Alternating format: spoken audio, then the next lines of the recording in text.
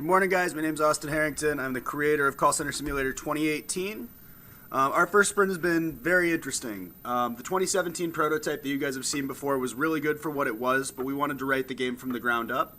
And so this is essentially a new project. We've been starting production right alongside doing a lot of pre-production work. So let's get into it. Our designers have been working on documentation so that we all understand what we're doing for our movement system. Again, it's never been done before, so we've been concepting that out. We've been building paper maps, playing with some of those mechanics. So you can see on the far right, we have just kind of a basic model where the player start is, spaces you can move to, the red arrows present or represent animations. So the character model will move from space to space before the player's camera actually moves there.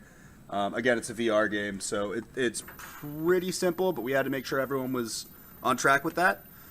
So we've got 5 play spaces that are being concepted right now. We'll be getting into white boxing soon. Our artists have been hard at work. We've only got 2 guys on the team right now that we've got work from, so we're really impressed so far. We have got a concept for our first Nerf gun that looks great, and we've got a bunch of other assets in process right now, as well as these that are coming along. Our programmers have been the most active in the actual build. So first issue we ran into is we have 1 HTC Vive we can develop for, and we need 2 to test multiplayer. So we had to port to Oculus, which was difficult, but we've actually solved problems that guys in the industry are having problems with doing that. So that's great. Beyond that, we started working on our emotive system for the game. We wanted to have one of the most expressive social multiplayer games ever made.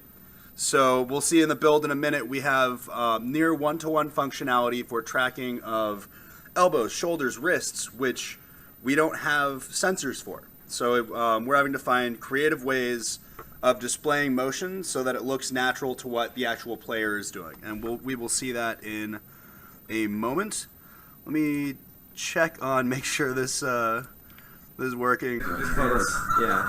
Okay, so we kind of walk you through this. So as you can see, in terms of the way his elbows, his shoulders, his wrists are moving with the controllers, we've got nearly accurate motion. This is really cool to me. To have this in a multiplayer space, I haven't seen anything that's this good, this close, and we're 3 weeks into this project right now. We've still got a lot of work to do. We're using an IK system that we're still putting together, but we're hoping to use, yes, you can dab in this game. We are hoping to get knees integrated to get as much motion as possible for the players, so we can do a lot of very interesting things. We were actually working on getting gun functionality into the build. It broke last night, so we don't quite have that in. We'll have it in for the next sprint. But you guys can kind of see where this is going. We're really excited about what's happening so far. And this is running on the Oculus Rift right now, which previously an HTC game that was difficult on its own. Moving on, next sprint. So I said the designers are working on white boxing out levels. We want to make sure that we've got a good idea of how movement's going to work in those levels, so the white boxes should be interesting, but we're starting that today. We're working on a bunch of assets. We've actually got some artists that aren't in the class, but are on different teams that are working for us as well. So we've been networking with them, making sure they have assets to work on.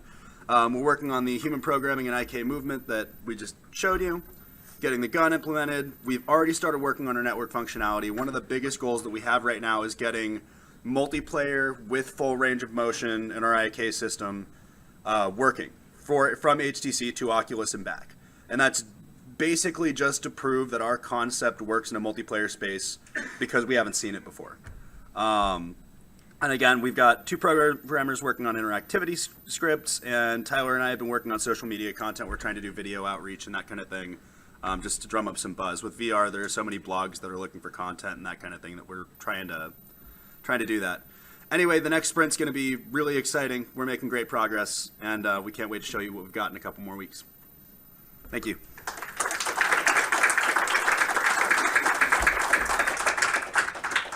Wow.